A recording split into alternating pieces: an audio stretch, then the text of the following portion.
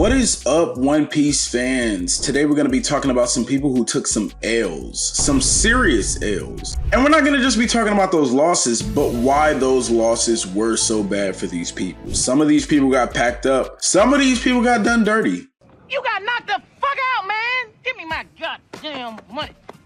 I'm Sensei Roshi, and today we're going to be talking about the 5 biggest L's taken in One Piece. At number 5, we got Luffy versus Bluno. Now imagine your op shows up to your job, your place of work, and beats the holy mess out of you in front of your coworkers and your manager. This man got packed up so bad he actually got fired for it. Now that's crazy work, but what makes it worse is that Luffy just cleared an island of soldiers and marines and then fought Bluno as the warm-up just to test out Gear Second. Me personally, I would just have to retire and say this ain't for me. But don't feel too bad for Bluno, because at number 4 we got Luffy versus Lucci Part 2. Now if you really think Luffy versus Bluno was bad, think about it like this. Luffy just cleared an island of marines, like I said earlier. Then he beat Bluno as the warm-up and still had enough energy to beat Lucci. Now that's crazy. That's crazy. Lucci also lost his job for that. But Lucci trained twice as hard, learned hockey, which he should have knew in the first place. I really don't even get why CP9 didn't even have hockey, but I digress.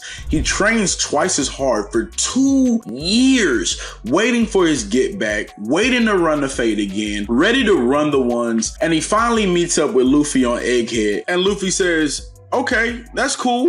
That's cool, we can run it back. And then he proceeds to start laughing while beating his ass. Like, this man took your career. This man took your aura. Your pigeon don't even respect you no more. And when you get the chance to run it back, he low diff your ass? Nah, Lucci gonna have to pack it up, because I couldn't take this level of disrespect. I would have to retire. I'm putting in my 2 weeks that day. But if you think that's bad, it gets worse. At number 3, we got Kaido versus the Scabbards. Imagine somebody pulling up to your home, right? The place you live.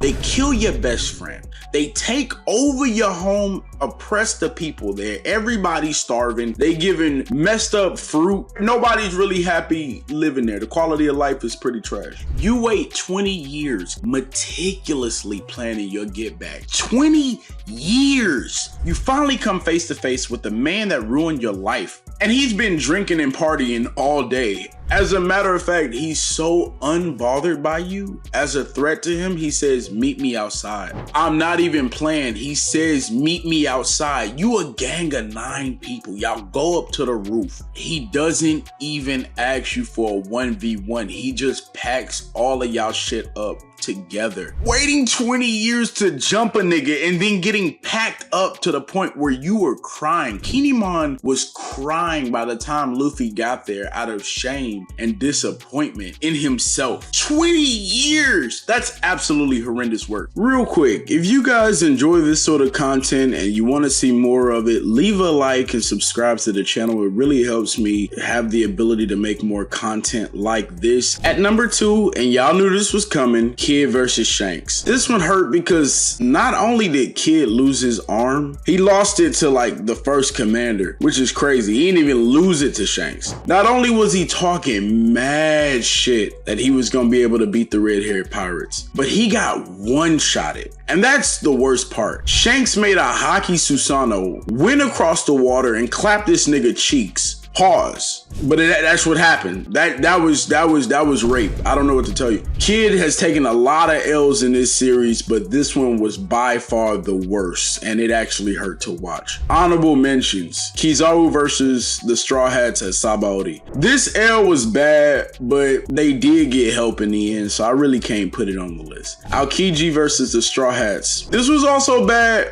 but not as bad as the others on this list. I really feel like Luffy in some way kind of had the W because he got his crew out of there with no one dying, which is kind of amazing given that he was fighting an admiral and they were pre-time skip Straw Hats. Usopp versus the Frankie family. This was an L, but he was jumped though, so we not gonna count that. Now this one almost made it on the list. Had there been a number 6 spot, I definitely would have gave it to Whitebeard versus Akainu. This was a one-sided fight in my opinion. Fuck y'all opinion. I don't care that y'all think Akainu was holding his own. He was not. Rewatch that shit. I don't know what the fuck y'all was watching. This was an old, elderly, sick man beating the dog shit out of somebody in their prime. There's no excuse for that. But at number 1, y'all really knew it could only be this, and that was Zoro versus Mihawk. This is hands down the biggest L in the show. And I know this because whenever anyone brings up a most disrespectful moments in anime list, I know for sure I'm gonna see 3 things. Madara with his clones saying, hey, should they use Susanoo or not? Which is disrespectful.